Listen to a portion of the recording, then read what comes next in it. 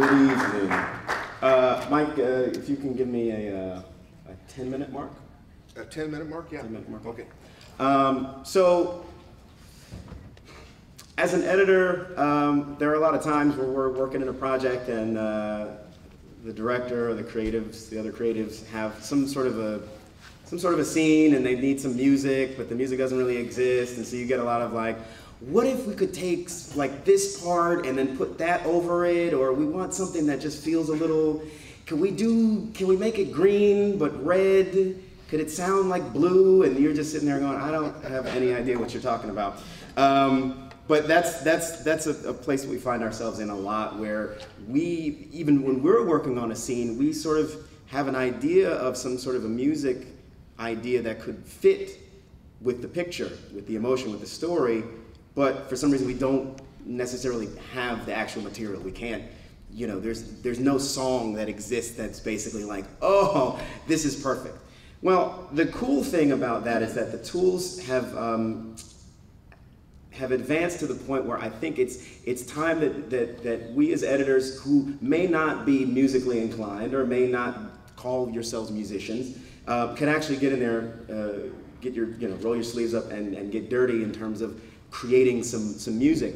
And so that brings me to Logic 10. So Logic 9 was around for many, many years, and a lot of Logic users were very worried about what the next version of Logic was going to look like. They were afraid that it was going to repeat the whole Final Cut thing, that we all remember that moment very well. So when Logic 10 finally was released, I think most Logic users were very relieved to find out that yes, their original Logic was still there. All the advanced functionality, all the really professional features were still there, but the user interface was redesigned to make it a lot more approachable for people who were new to Logic. So let me just sort of give you a quick tour of what the new Logic looks like. So of course, once you open up, you're going to see even behind this little sheet here, wow, things look quite a bit different. I'm just going to start by creating a software instrument, really simple, and then it sort of take you through. So if you're familiar with Logic, this may or may not look familiar.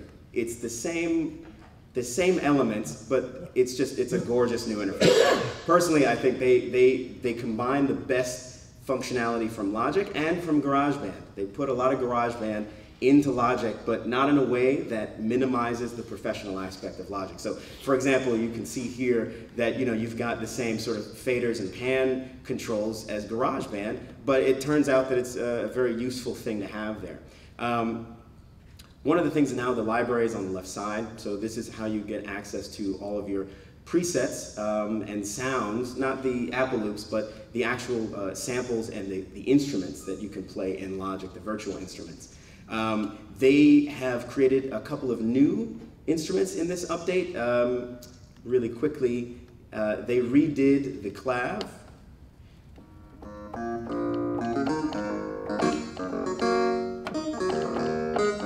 So they redid the clav. It sounds a lot better than previous versions. They also redid the organ. Can I get a little bit more audio? Is it good here? Yeah, push the computer one. Oh, the computer one.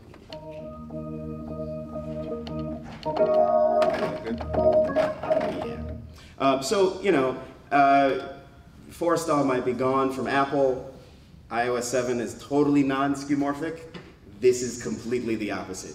Everything in Logic, they sort of upped the skeuomorphism immensely, but in music software, I kind of like it, especially if the graphics are beautiful. And as you can see, everything is gorgeous here, even from just you can see the fan spinning around in there. Okay, it has nothing to do with music or work, but it's pretty to look at. They also they redid the electric piano. And they gave us a brand new synthesizer called, ironically, Retro Synth. So this is basically, if you're familiar with synthesis, this gives you 4 different types of synthesis: analog, sync, wavetable, and FM. So now you have even more of a sound palette at your disposal. And of course, when you load in a synth in the library here, it literally it gives you all the sounds that are available that use that particular synth. So if we were going to like load in digital chimes,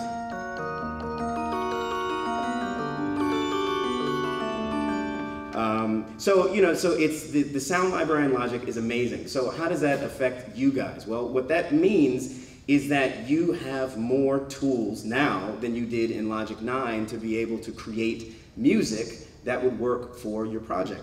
So as we leave the library, there's the amazing thing that they've done here is they've changed the menu system around. So for instance, if you're familiar with Logic, you wanted to get to a record setting. If you wanted to record and you wanted a count off, you had to go and find some preference menu that was in some random menu, and you had to root around for it. But now, boom, record menu, count in. Like, these are very, very simple things, but if you have been used to Logic, or you've tried to touch Logic and you were highly intimidated and you left it, now's a great time to go back and check it out because things are a lot better placed. Logical, yeah, exactly.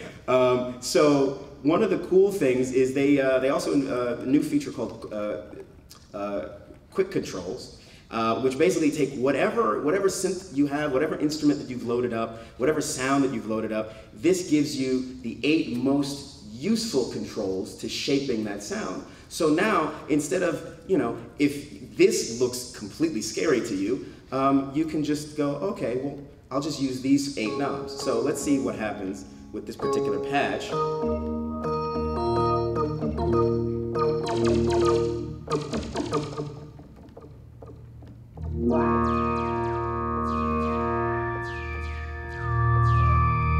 So just in those 8 knobs, that one sound has tons of different dimensions, which is really great. So imagine, so you've got all these new instruments, you've got samplers, you've got presets, you've got sounds, and then you've got Apple loops. And Apple loops, for musicians, tend to get a bad rap because, oh, it's just loops, it's not creating real music, oh, it's cheating. No, they're actually great. And they're very, very useful. Of course, you can take something and you can just lay it down and make that the entire piece, or you can be creative with it and, like an editor, put different Apple loops together for different sections to create a piece. I mean, we know how to do this. This is what we do every day. We edit. So take Logic and think of it as an editor working with musical structures more than just, oh, okay, I'm not a musician, so I don't really know how to put this together. Use your ears and you can be creative and make something really kind of interesting. So let's actually go into, well, before I go into that, I do have to show one of the most amazing features of this update. It's called the drummer track. So let's say you have a piece that you're working on, and you have some loops, like let's say, let's throw some loops down here. So, I want to go with some piano. Let's just go with some piano real quick. And,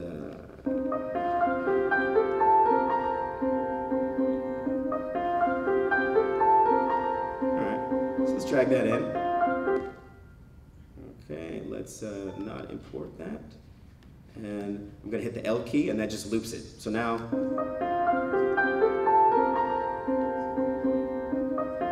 okay, so that's kind of an interesting thing to start with. Let's go and find some bass. So let's see.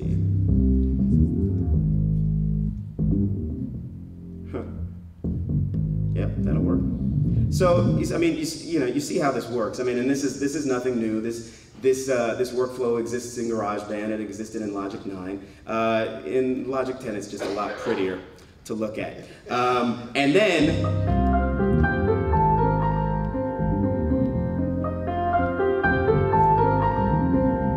All right, so let's do some arrangement real quick here. So I've got this. I'm going to start out with just the piano. I'm going to let that play for a couple of bars, and then I'm going to bring the bass in. So I'm going to basically move this up to 5. And so you see, even here, all the things that we love about Apple and UI. As you move your regions together, you get a nice little heads-up display to show you exactly what you're doing, and it's just beautiful. Everything just feels so much smoother, faster, and more efficient, which is amazing because Logic is actually the most efficient, the most CPU-efficient DAW in the industry. So they made it even more efficient. All right, so we've got this piano going, and now the bass comes in at bar 5. So let's say maybe here, like the picture's building up to something, and now we want our drums to come in here. Okay, well, what it used to be before was if you wanted some drums and you weren't necessarily a player or could play them on a keyboard, you had to basically search through all the Apple loops to see if something matched. So there's tons of stuff.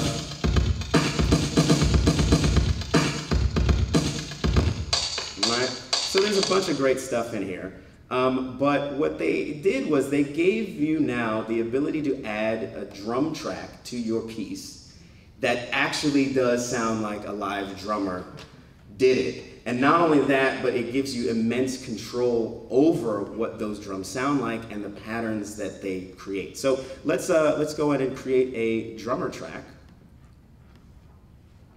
And so what we have here is it puts down 2 regions for us, right? And this looks pretty, you know, like, all right, these are regions, that's great. So they just created an audio file. This is an audio file they loaded in, but it's actually not really an audio file. So this is just the default that comes up. Now here's where it gets really interesting, because the drummer track has its own sort of quick controls. But what's amazing about it is it's got this great little user interface that allows you to switch up not only the drummer, but how the drummer is playing. So right now, as you see, you've got this little golden hockey puck here, and it's basically an XY pad that takes you from loud to simple to soft to complex. So let's move this around and see how this sort of changes our pattern. So I'm going to move it to loud and complex.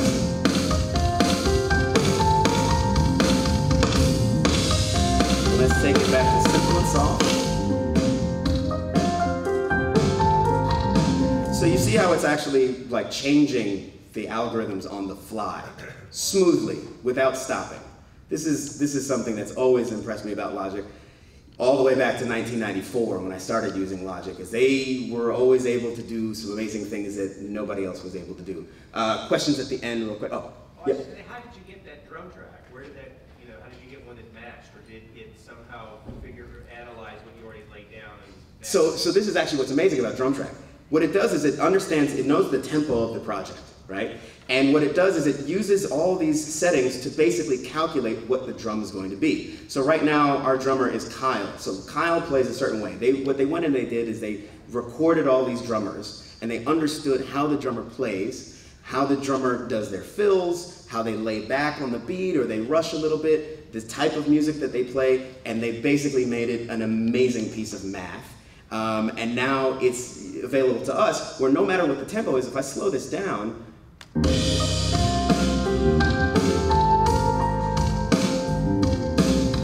now what if I wanted to actually change,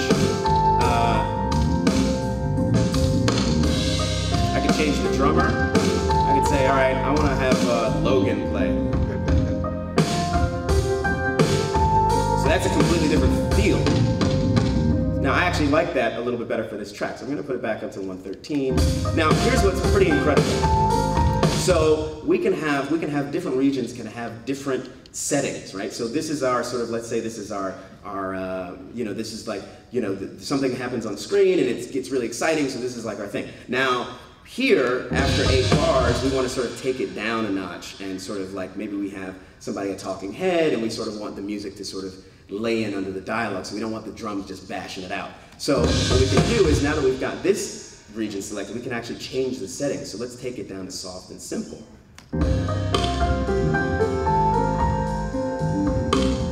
So you've got like all these different patterns, and it's not just, it changes literally depending on how much you move the puck. So as you can see, the waveform changing is I'm just moving very small amounts, so it's always different. It's never going to sound the same. Here's the amazing thing. It knows that we're going from this fast and loud and busy section to this soft and quiet and simple piece. It's going to create a fill or basically a transition between the two to make it sound very natural and organic. So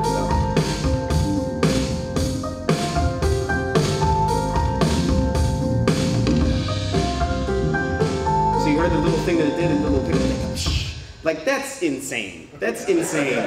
The fact that you can do that makes it now, so now you can have, you know, one of the things, especially when dealing with music and computers, if you're not using live instruments, you know, you always get the comments about, oh, it sounds too synthesized, it sounds too, you know, computerized and machine-like. This changes all of that in one fell swoop. So you've got a bunch of different drummers, you've got a bunch of different styles. You can go out and you can change the kits themselves. Again, skeuomorphism is on the rise with the developers of Logic. But it's beautiful, as you can see. I can click on the kick drum and I can change it out for a different kick drum. I can change out the toms, the cymbals, the snare. So you have tons of control over this, right? So that's just drummer track. There's so much in this Logic update that's incredible. All kinds of stuff in terms of being able to change your arrangement. They finally have flex pitch. If you're familiar with Logic, they had flex time, which is the ability to stretch and compress audio so that you can maintain the pitch but change the speed. So you could go in there and sort of stretch loops and make things, you know, faster or slower. Now you can do it with singing and pitch. So now you can actually correct vocals in Logic, which, you know, from an editing standpoint, may not be interesting. However, let's say in this particular piece, you say, oh, you know what, I would like some kind of a vocal in here somewhere. Just somebody just singing. So let's see what we got. Oh, bow, bow, oh, dance, dance, get up. All right, so let's throw this in here and see what it sounds like. All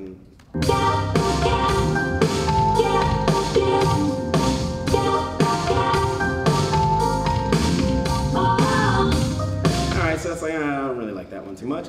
So let's swap it out. Let's find something else. La la la la la la la. So let's see if we put this in there. And what I want to do is, the idea is, I sort of like the performance, but I want to switch out some of the notes. So let me see if I can do that. So we're going to go to flex pitch. And they basically allow you to do the pitch correction here in the arrange page, but you can also, you can do it much more easier in this new sort of audio editor. So, okay, so this note, I don't like when she goes, so I'm going to change it and make it go,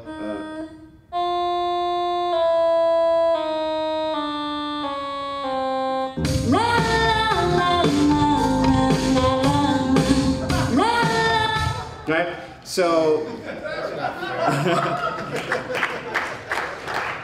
so you have a lot of flexibility with Logic 9. It's extremely powerful. For you MIDI geeks out there, they now have MIDI plugins for your synthesizers and your virtual instruments. So one of the biggest ones that's awesome is we now have an Arpeggiator in Logic, which is fantastic. So let's actually change the sound and get something a little cooler here. All right, so let's see, synthesizer, plucked. All right, so let's take our Arpeggiator here.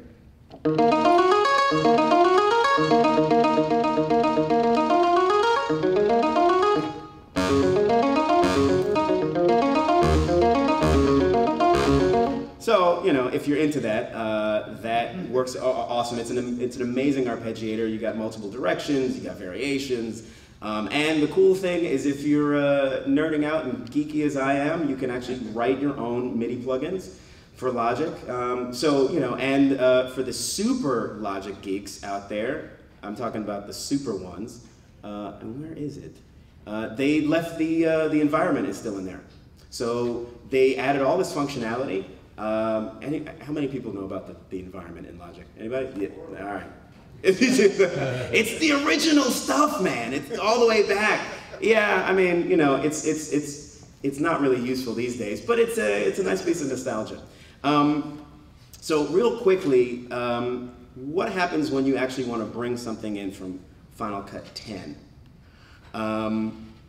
It's interesting because it sort of works really simply. Some of it also doesn't work that great yet. So what I did is this is just a very super simple. This is a timeline that none of you will ever have built because it's just a couple of sound effects on a stereo track. But I just wanted to show you sort of how easy it is to bring it into to Logic. So basically you have a stereo track. I've got just a couple of bushes in here just for placement. So the way to get it into Logic 10 is you export XML, just use the default settings, hit save, go into Logic Pro, and you're gonna create a new project. One of the things you want to make sure is 10. Yeah. Okay, cool. Thanks. One of the things you want to make sure is that you have your frame rate set properly, because this is, for some reason, well, it's not for some reason, but it's because it's based in Europe that it was developed in. Frame rate defaults to 25 frames a second. So, you know, you can, with Logic, you can create templates so that, or they used to call them auto load. So every time you boot up Logic, you can boot up to your own settings, your own frame rate, your own synchronization settings, all that kind of stuff. So don't worry about it, but just from a brand new thing, you can always make sure that you want to have your frame rate set properly.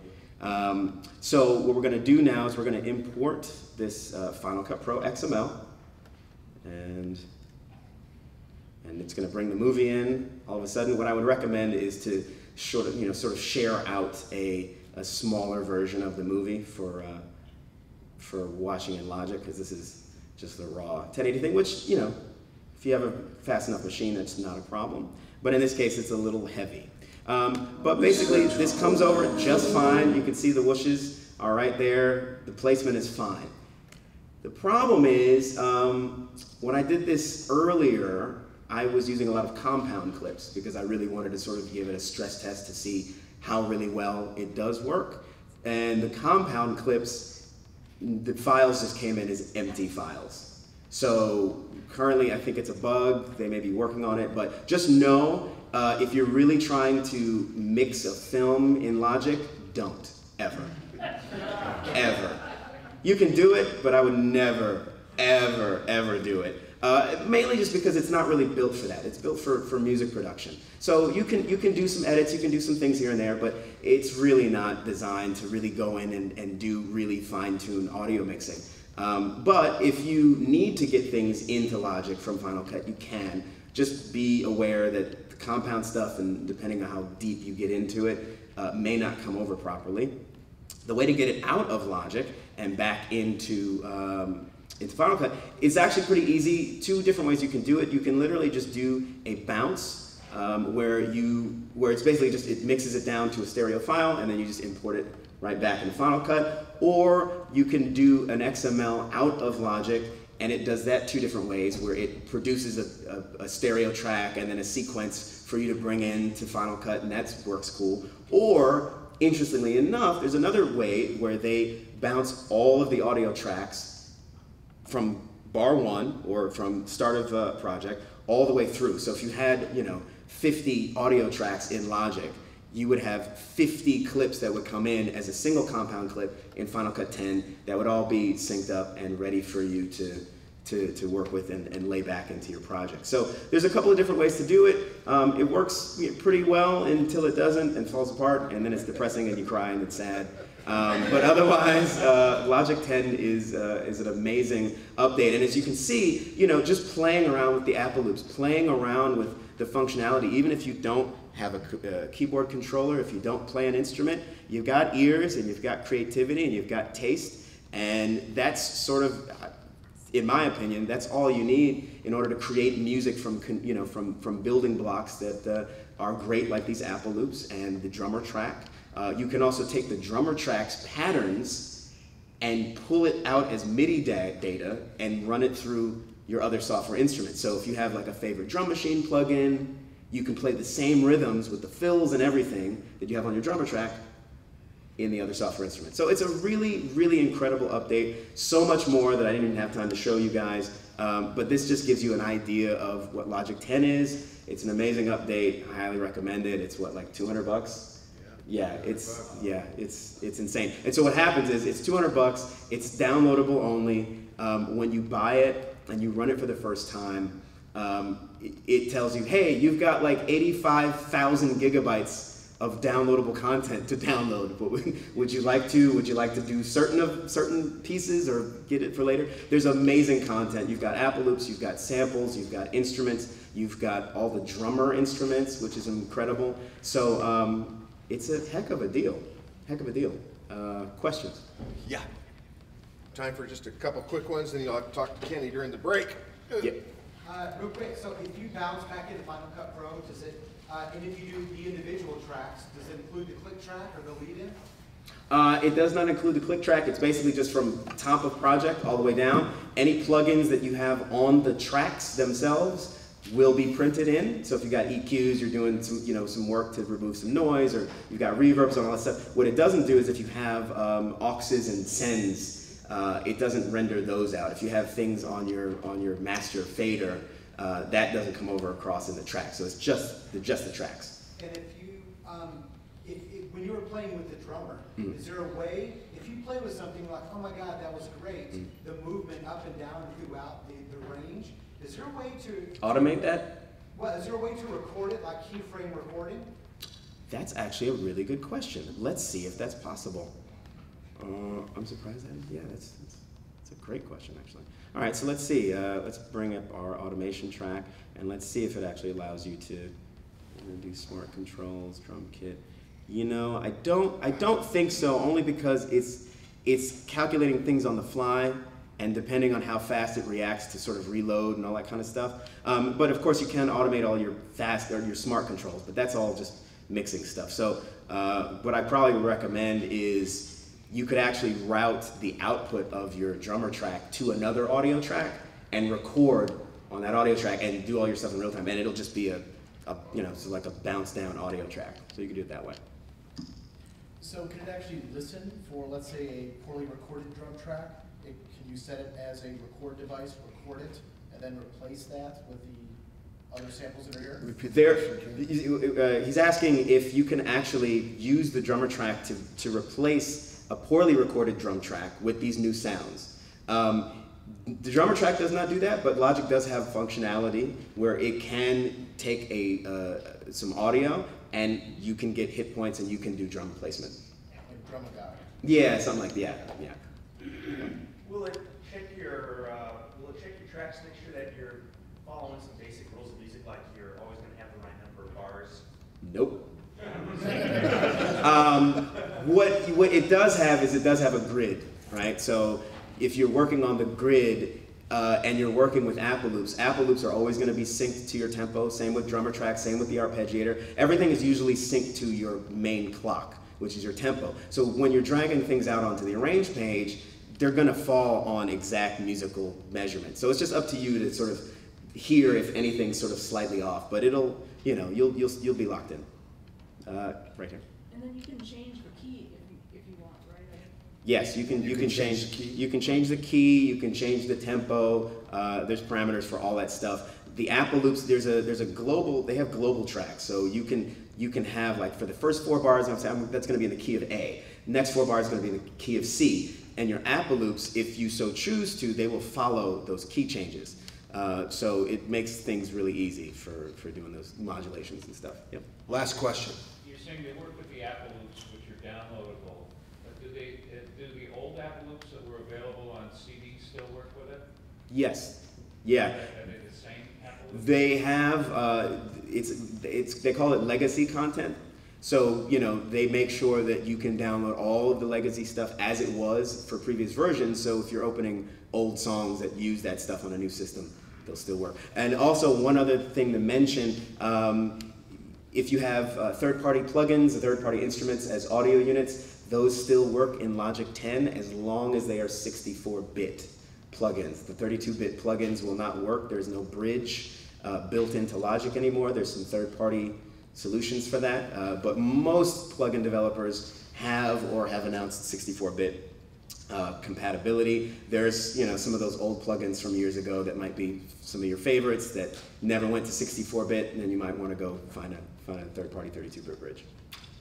We have to move along. Thanks, Kenn Michael. Thanks, guys.